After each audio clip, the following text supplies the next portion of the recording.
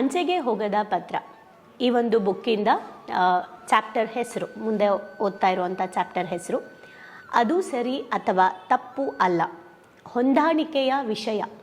ಅಂದರೆ ಸರಿ ತಪ್ಪು ಅನ್ನೋದೇ ಇಲ್ಲ, ಎಲ್ಲದರಲ್ಲೂ ಅಡ್ಜಸ್ಟ್ ಮಾಡ್ಕೋಬೇಕು ಅಂತ.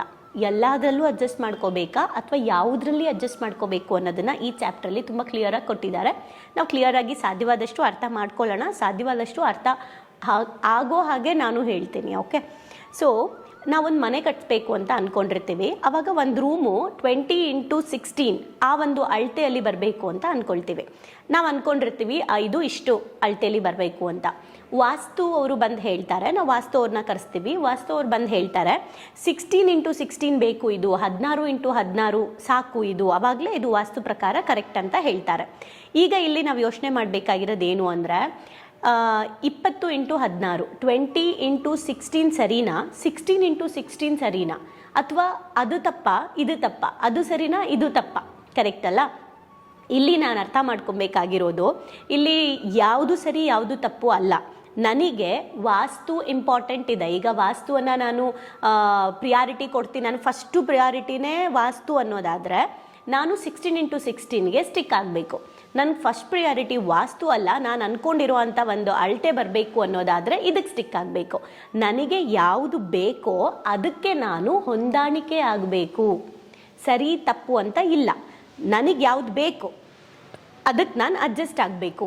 ಈಗ ನಾವು ಯೋಚನೆ ಮಾಡ್ತಾ ಹೋಗೋಣ, ನಾನು ಯಾವುದ್ರಲ್ಲೂ ಅಡ್ಜಸ್ಟ್ ಆಗೋಕ್ಕಾಗಲ್ಲ ಅನ್ನೋಕ್ಕೂ ಆಗಲ್ಲ, ಅಥವಾ ನಾನು ಅಡ್ಜಸ್ಟ್ ಆಗದೇ ಇರೋ ವಿಚಾರಗಳು ತಪ್ಪು ಅಂತಲೂ ಹೇಳೋಕ್ಕಾಗಲ್ಲ. ನನಗೆ ಯಾವುದು ಬೇಕೇ ಬೇಕೋ ಅದಕ್ಕೆ ನಾನು ಹೊಂದಾಣಿಕೆ ಆಗಲೇಬೇಕು. ಬೇಡವಾ, ದಟ್ಸ್ ಓಕೆ, ಅದು ತಪ್ಪು ಅಂತಲೇ ನಾವು ದೂರ ಇಡಬಹುದು ಅನ್ನೋದು ಇಲ್ಲಿ ನಮಗೆ ಅರ್ಥ ಆಗಬೇಕಾಗಿರೋದು. ಅದೇ ಥರ ಒಂದು ಏನಂತಾರೆ, ಒಂದು ಹುಲ್ಕಡ್ಡಿ ಮಾಡಬಲ್ಲ ಅಂತ ಒಂದು ಕೆಲಸವನ್ನು ಬುಲ್ಡೋಸರ್ ಮಾಡೋಕ್ಕಾಗಲ್ಲ, ಕರೆಕ್ಟ್ ಅಲ್ವಾ? ಸೊ ಇದು ಯಾಕೆ ಹೇಳ್ತಿರೋದು ಅಂದರೆ, ಒಂದು ಗುಲಾಬಿ ತೋಟ ಇರುತ್ತೆ, ತುಂಬ ಗುಲಾಬಿ ಹೂಗಳು ಅದರಲ್ಲಿ ಬೆಳೆದಿರುತ್ತೆ. ಒಂದೇ ಒಂದು ಸೂರ್ಯಕಾಂತಿ ಗಿಡ ಬಂದಿರುತ್ತೆ. ಸೂರ್ಯಕಾಂತಿ ಹೂವು ನಮ್ಮೆಲ್ರಿಗೂ ಇಷ್ಟ ಆಗುತ್ತೆ, ಆದರೂ ಕೂಡ ಗುಲಾಬಿ ತೋಟದಲ್ಲಿ ಸೂರ್ಯಕಾಂತಿ ಗಿಡ ಬಂದಿದೆ ಅಂದರೆ ಅದನ್ನು ಕಳೆ ಅಂತ ಕಿತ್ತು ಹಾಕ್ತೀವಿ, ಕರೆಕ್ಟ್ ಅಲ್ಲ?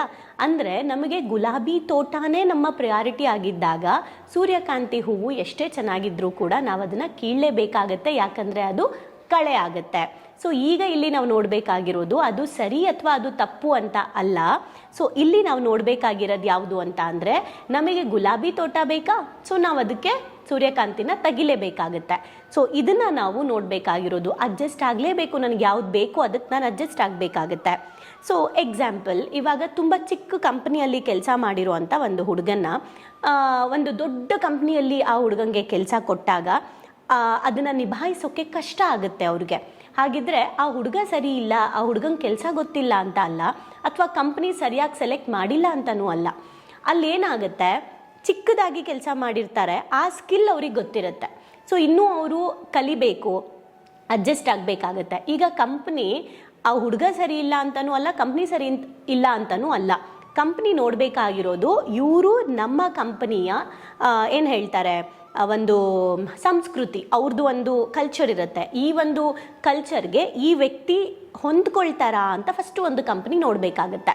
ಸೊ ಇಲ್ಲಿ ನಮಗೆ ಬೇಕಾಗಿರೋದು, ನಮಗೇನು ಬೇಕೇ ಬೇಕಿರುತ್ತೆ ಅದಕ್ಕೆ ಹೊಂದಾಣಿಕೆ ಮಾಡ್ಕೋಬೇಕು. ನಮಗೆ ಯಾವ್ದು ಬೇಕೇ ಬೇಕಿರುತ್ತೆ ಅದನ್ನು ನಾವೇ ಹೊಂದಿಸ್ಕೋಬೇಕು ಅಷ್ಟೇ. ನಾವು ಅದಕ್ಕೆ ಅಡ್ಜಸ್ಟ್ ಆಗಬೇಕಾಗತ್ತೆ ಹೊರತು ನಾವು ಇದು ಸರಿ ಅದು ತಪ್ಪು ಅಂತ ಹೇಳೋಕ್ಕಾಗಲ್ಲ. ಅದಕ್ಕೆ ಇವರು ಒಂದು ಏನು ಸಜೆಷನ್ ಥರ ಹೇಳ್ತಾ ಇದ್ದಾರೆ. ಏನಂದರೆ, ನೀವು ಒಂದು ಅವ್ರ ಎಜುಕೇಷನ್ ಏನು, ಅವ್ರ ಎಕ್ಸ್ಪೀರಿಯನ್ಸ್ ಏನು, ಅವ್ರ ಟ್ಯಾಲೆಂಟ್ ಏನು, ಅವ್ರ ಸ್ಕಿಲ್ ಏನು ಅಂತ ನೋಡೋದಕ್ಕಿಂತ ಅವರು ನಮ್ಮ ಕಂಪನಿಯ ಒಂದು ಕಲ್ಚರ್ಗೆ ಅಡ್ಜಸ್ಟ್ ಆಗ್ತಾರಾ ಅಂತ ಒಂದು ಕಂಪನಿ ನೋಡಬೇಕಂತ. ಸೊ ಅದೇ ಥರ ಅವರು ಫ್ಯಾಮಿಲಿಗೆ ಸಂಬಂಧಪಟ್ಟಂಥ ಒಂದು ಎಕ್ಸಾಂಪಲ್ ಕೊಟ್ಟಿದ್ದಾರೆ. ಅದೇನೆಂದರೆ, ನಾವು ಒಂದು ಮದುವೆ ಆಗಬೇಕಾದ್ರೆ ಈ ಹುಡುಗ ಏನು ಓದಿದ್ದಾನೆ, ಏನು ಕೆಲಸ ಮಾಡ್ತಿದ್ದಾನೆ, ಎಷ್ಟು ಭಾಷೆ ಬರುತ್ತೆ, ಏನು ಸಂಬಳ ಅಂತ ತಿಳ್ಕೊಳ್ಳೋದಕ್ಕಿಂತ, ಅಥವಾ ಒಂದು ಹುಡುಗಿ ಯಾವ ಧರ್ಮ, ಯಾವ ಜಾತಿ, ಅಥವಾ ಏನು ಓದಿದ್ದಾಳೆ ಇವೆಲ್ಲ ತಿಳ್ಕೊಳ್ಳೋಕ್ಕಿಂತ ನೋಡಿ ನಮ್ಮ ಕುಟುಂಬದ ಕಲ್ಚರ್ ಈ ಥರ ಇದೆ. ಸೊ ಈ ಕಲ್ಚರ್ಗೆ ನಿಮ್ಮ ಮನೆಯ ಹುಡುಗಿ ಅಡ್ಜಸ್ಟ್ ಆಗ್ತಾಳಾ ಅಂತ ನೋಡಬೇಕಂತ. ಸೊ ಹಾಗೆ ಹುಡುಗನ್ನು ಕೂಡ ನಾವು ಮದುವೆ ಆಗಬೇಕಾದ್ರೆ ಒಂದು ಮನೆಗೆ ಮದುವೆ ಅನ್ನೋ ಮ್ಯಾಟ್ರ್ ಬಂದಾಗ ಫಸ್ಟು ನಾವು ನೋಡಬೇಕಾಗಿರೋದು ನಮ್ಮ ಮನೆಯ ಸಂಸ್ಕೃತಿಗೆ ಇವರು ಹೊಂದ್ಕೊಂತಾರ, ಅಥವಾ ಇವರ ಮನೆಯ ಇವಾಗ ಒಂದು ಹುಡುಗಿ ಮದುವೆಯಾಗಿ ಹೋಗಬೇಕು ಅಂದರೆ ಇವ್ರ ಮನೆಯ ಸಂಸ್ಕೃತಿಗೆ ನಾನು ಹೊಂದ್ಕೊಂತೀನ ಅಂತ ನೋಡಬೇಕೇ ಹೊರತು ಈ ಹುಡುಗ ಸಖತ್ತಾಗಿ ಓದಿದ್ದಾನೆ, ಹಂಗೆ ಮಾತಾಡ್ತಾರೆ, ಹಿಂಗೆ ಮಾತಾಡ್ತಾರೆ ಅಂತ ನೋಡೋದಲ್ಲ. ಯಾಕೆ ಅಂದರೆ ಇಲ್ಲಿ ನಾನು ಡಿಗ್ನಿಟಿ ಅಥವಾ ಎಜುಕೇಷನ್ ಇದನ್ನು ನೋಡಿ ಹೋಗಿದ್ರೆ ಕುಟುಂಬ ಇನ್ಕೆ ಸರಿಯಾಗಿ ನೆಡ್ಸಕ್ಕೆ ಬಂದಿಲ್ಲ ಅಂದಾಗಲೂ ಕೂಡ ನಾನು ಅದನ್ನು ಒಪ್ಕೊಳ್ಳೇಬೇಕಾಗತ್ತೆ. ಆವಾಗ ಮದುವೆ ಆಗಿ ಹೋದ್ಮೇಲೆ ಹುಡುಗ ಸರಿ ಇಲ್ಲ ಹುಡುಗಿ ಸರಿ ಇಲ್ಲ ಅನ್ನಂಗಿಲ್ಲ. ಅದಕ್ಕೆ ಇಲ್ಲಿ ಹೇಳ್ತಾ ಇರೋದು ಸರಿ ತಪ್ಪು ಅನ್ನೋದಿಲ್ಲ, ಮುಂಚೆನೇ ಹೊಂದಾಣಿಕೆ ವಿಷಯನ ಫಸ್ಟ್ ಪ್ರಿಯಾರಿಟಿ ಕೊಡಬೇಕು, ಆಗ ಎಲ್ಲನೂ ಸರಿ ಹೋಗುತ್ತೆ. ಯಾಕಂದರೆ ನಮಗೆ ಬೇಕಾಗಿರೋ ವಿಷಯದಲ್ಲಿ ನಾವು ಹೊಂದ್ಕೊಳ್ಳೇಬೇಕಾಗತ್ತೆ ಅನ್ನೋದನ್ನ ಹೇಳ್ತಿದ್ದಾರೆ. ಅದಕ್ಕೊಂದು ಕಾಮಿಡಿಯಾಗಿ ಒಂದು ಎಕ್ಸಾಂಪಲ್ ಕೊಟ್ಟಿದ್ದಾರೆ. ಏನಂತ ಅಂದರೆ ಲೈಕ್ ಒಂದು ಹುಡುಗಿ ಹೋಟೆಲ್ ಮ್ಯಾನೇಜ್ಮೆಂಟಲ್ಲಿ ಕೆಲಸ ಮಾಡ್ತಾ ಇದ್ದಾಳೆ ಅಂದ್ಬಿಟ್ಟು, ಹೋಟೆಲ್ ಮ್ಯಾನೇಜ್ಮೆಂಟಲ್ಲಿ ಕೆಲಸ ಮಾಡ್ತಾ ಇದ್ದಾಳೆ, ಅವಳಿಗೆ ಅಡುಗೆ ಹಿಂಗೆ ಮಾಡೋಕ್ಕೆ ಬರುತ್ತೆ, ಹಂಗೆ ಮಾಡೋಕ್ಕೆ ಬರುತ್ತೆ, ಸಖತ್ತಾಗಿರುತ್ತೆ ಅಂತ ಹೇಳಿ ಮದುವೆ ಆಗ್ತೀರಾ. ಅವಾಗ ಅವಳು ನಿಮಗೆ ಪ್ರತಿದಿನ ಮೆನು ಕಾರ್ಡ್ ಥರ ಕೊಡ್ತಾ ಇದ್ರೆ ಹೇಗಿರುತ್ತೆ ಜೀವನ ಅಂತ. ಅಂದರೆ ನಾವು ಮದುವೆ ಆಗ್ತಿರೋದು ಬರೀ ಅಡುಗೆಗೆ ಅನ್ನೋದಾದರೆ ಅಡುಗೆಗೆ ಸಂಬಂಧಪಟ್ಟಂಗೆ ನಾವು ಅಲ್ಲಿ ಹುಡುಕ್ಬೇಕಾಗತ್ತೆ. ಬೇರೆ ಕ್ವಾಲಿಟೀಸ್ನ ಆ ಹುಡುಗಿಯಲ್ಲಿ ಇಲ್ಲ ಅಂದರೂ ಕೂಡ ನಾವು ನೋಡೋಂಗಿಲ್ಲ. ಅದಕ್ಕೇನೆ ಇವ್ರು ಹೇಳ್ತಾ ಇದ್ದಾರೆ, ನಿಮ್ಮ ಒಂದು ಲೈಫಿಗೆ ನಿಮ್ಗೆ ಯಾರಾದರೂ ಬರ್ತಾ ಇದ್ದಾರೆ ಅಂದರೆ ಅವರ ಒಂದು ಮೆಂಟ್ಯಾಲಿಟಿಗೆ ಅಥವಾ ಅವರ ಒಂದು ಕಲ್ಚರ್ಗೆ ನನಗೆ ಹೊಂದ್ಕೊಳ್ಳೋಕ್ಕಾಗತ್ತಾ ಅಂತ ನೋಡೇನೆ ನೀವು ಮದುವೆ ಆಗೋದಾಗಿರ್ಬೋದು ಅಥವಾ ಪ್ರೀತಿ ಆಗಿರ್ಬೋದು ಅದನ್ನು ಮಾಡಿ. ಯಾಕಂದರೆ ಬೇರೆ ಯಾವುದೂ ಕೂಡ ಸರಿ ತಪ್ಪು ಅಂತ ವಾದ ಮಾಡೋಕ್ಕಾಗೋದೇ ಇಲ್ಲ. ನನಗೆ ಯಾವ್ದು ಬೇಕೇ ಬೇಕು, ಅದಕ್ಕೆ ನಾನು ಅಡ್ಜಸ್ಟ್ ಆಗಬೇಕು. ನನಗೆ ಬೇಡವಾ, ಅದಕ್ಕೆ ಅಡ್ಜಸ್ಟ್ ಆಗದೆ ಇದ್ರೂ ನಡೆಯುತ್ತೆ. ಸೊ ಇಲ್ಲಿ ನೀನು ಸರಿ ನಾನು ತಪ್ಪು ಅಂತ ಕಿತ್ತಾಡೋದ್ರ ಬದಲು ಬೇಕಾಗಿರೋದಕ್ಕೆ ಅಡ್ಜಸ್ಟ್ ಆಗೋಣ ಅಂತ. ಸೊ ಈಗ ನೀವು ಯೋಚನೆ ಮಾಡಿ, ನೀವು ಎಲ್ಲೆಲ್ಲಿ ಮಕ್ಕಳು, ಹಸ್ಬೆಂಡು, ವೈಫು ನೀನು ಸರಿ, ನೀನು ತಪ್ಪು, ನಾನು ಸರಿ, ನಂದೇ ಸರಿ ಅಂತ ವಾದ ಮಾಡ್ತಾ ಇದ್ದೀರಾ. ಆ ವಾದದಿಂದ ಸಂಬಂಧ ಹಾಳಾಗುತ್ತೆ. ನಿಮಗೆ ಗಂಡನ ಸಂಬಂಧ ಬೇಕೇ ಬೇಕು ಅನ್ನೋದಾಗಿದ್ದರೆ ನೀವು ಅಡ್ಜಸ್ಟ್ ಆಗಲೇಬೇಕಾಗತ್ತೆ.